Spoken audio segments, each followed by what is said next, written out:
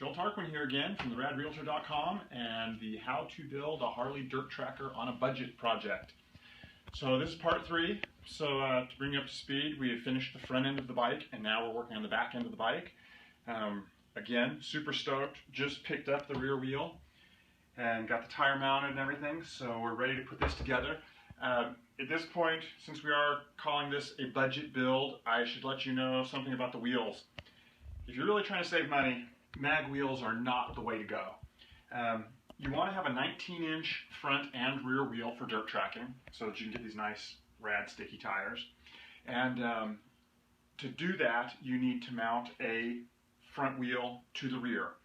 With mag wheels, you need to get this spacer kit machined out. And a wheel, the cheapest I was able to find a wheel on eBay was about 150 bucks. And then you need that kit, which is about $300, but that kit still needs about $100 worth of machining. I got lucky. I got the wheel for free from a friend, and I got the machining done for free from Claude Bell at Bell Engineering, who is also a friend, longtime racing buddy. So I scored, but that wheel, this wheel would cost someone probably about 550 bucks to put together. The budget way to do it would be to buy a bike with wire wheels, spokes, take the rear wheel apart, keep the rear hub, buy some new spokes for 110 bucks, buy a new rim for $40 or $20 at a flea market, and have that laced up for about 60 or 70 bucks. Then you end up with a wheel for significantly less, 220 to 250 bucks for your 19-inch rear wheel, and you know it fits with your current axle and all of that stuff because that was the wheel that came off the bike. We don't yet know what we're going to have to do with this wheel to make it fit. So that's the budget way to get a 19-inch wheel. So we're going to see how this thing fits by putting it on right now. So I'll start putting it on and we'll see how it goes. So we've got the rear wheel mounted up. As suspected, we had to make some new spacers here. We finally got those in place on both sides. I have the wheel centered. The drivetrain appears to be straight, but I don't think there's enough clearance on the brake rotor over here. So I'm not exactly sure what we're going to do. I'm going to talk to a few friends and see what they have to say about this situation.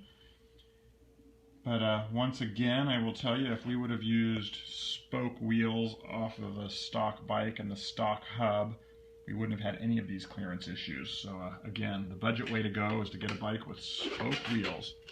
Don't think it'd look quite as cool as this, but sure would be easier. Alright, so we got the rear wheel situated. We had to grind out a little bit of space for the brake rotor, but everything is now working perfectly, so we're set. So now we're moving on to the rear fender mounting, rear seat. So what I've done is I've fabricated this little bracket here. These tail sections like we got are one size fits all, so you just kind of have to figure something out that works. I'm utilizing the stock tongue that held in the stock Harley seat, and I'm sliding my fiberglass seat under that, and then I've made this little bridge contraption here, and I'm using the shock towers to hold it into place. And I'm actually pretty stoked. I've had the seat on there and I've sat on it and it feels about perfect. So what I've done is gone and gotten some heavier stock so that it'll be a little more sturdy, and I'm bending that over there in the vise right now, and as soon as I have that ready, I'll be mounting this up and we should be ready to go.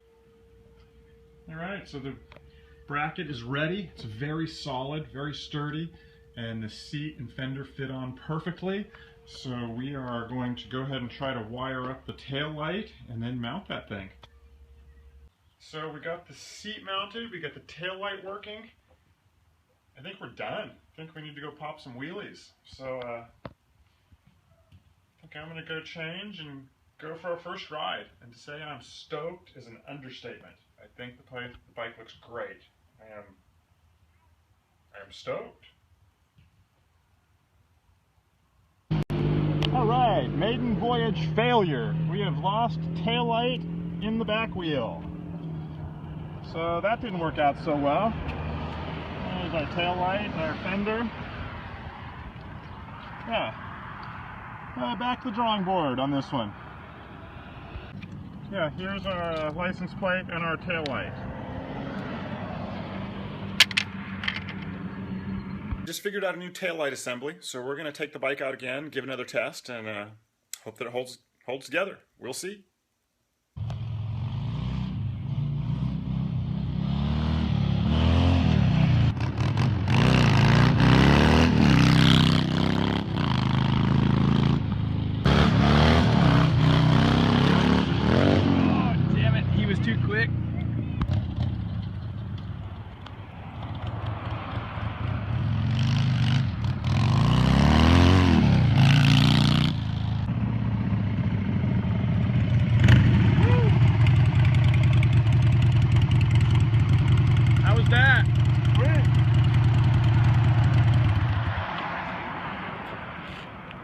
How'd it feel on the dirt? Good?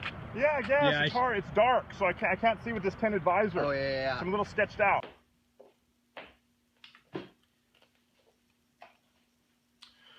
Well, I'd have to call that test a complete success. The bike ran great. It's a blast to ride. This Sports Dirt Tracker 1200 is just such a fun bike. I really love the way it's come together.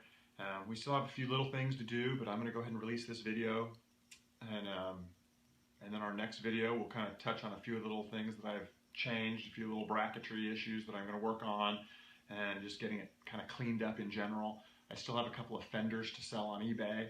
I hope to get close to 200 bucks, and when I get that money, I'm not sure if I'll do foot pegs or front fork springs or something, but we'll put that money into this too, because like I said, we want to spend the full $4,000. At this point, we're at $4,012, and I still have those fenders to sell. So we're definitely going to bring it in right on budget, and I think we're going to have a great bike that I think, you know, I can ride on the street. I think it looks great, and we're going to see if we can race it. So next video, we'll be hopefully going to Del Mar and racing the short track at Del Mar. So we will see you then, and thanks for watching.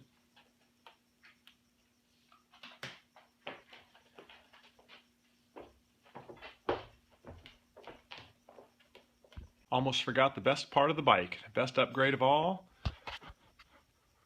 The little "Don't Tread on Me" bell that my family got me for my birthday. Thanks, guys. Love ya.